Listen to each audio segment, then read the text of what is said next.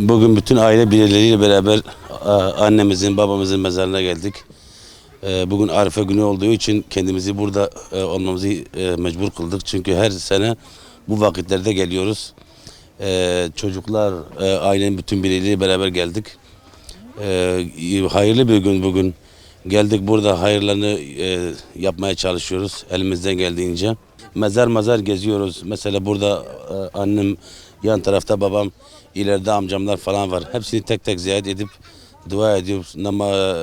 Yasin okuyoruz, Fatiha okuyoruz. Şimdi biz buraya geldiğimizde onların bizi gördüğünü hissediyoruz. Kendilerini yalnız hissetmediklerini hissediyoruz.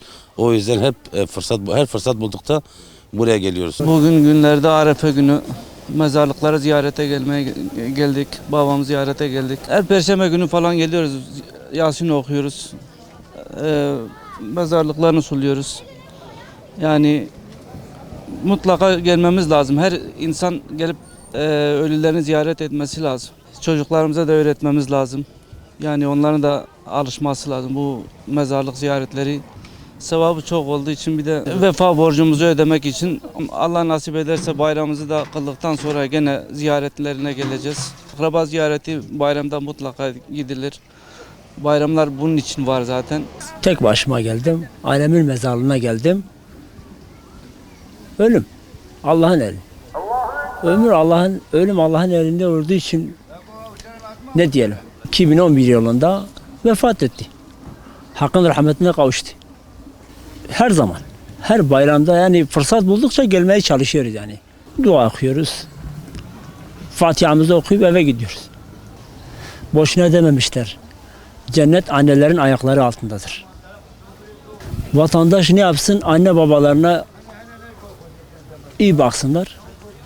Anne baba baş tacıdır. İyi roja Arife'ya. Ama da ser mezeler diye mi bavemi. Her iddiğin. İşgayni vejiyem sürekli te Fatiha var tıkıynen. Başka ve hayır hayrat almadın. Yasin tıkıynen. Derkevan afdın. İda roja خوشا. Amel dostum musliği bgarın. Hani iddiye xudiye xwanaki.